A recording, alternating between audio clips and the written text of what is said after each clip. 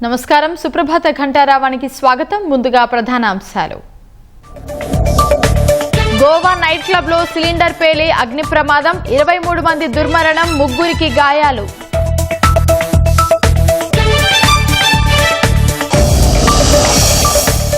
IndiGo సీఈఓకు DGCA show cause నోటీసులు విమానాల రద్దుపై 24 గంటల్లో సమాధానమివ్వాలని ఆదేశం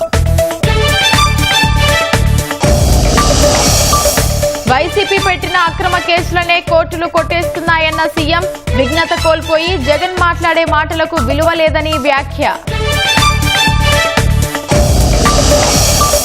నకిలీ మద్యం తయారీ కేంద్రాలు పెట్టించింది జోగి రమేషే కూటమి ప్రభుత్వంపై బురద చల్లే కుట్రని సిట్ వెల్లడి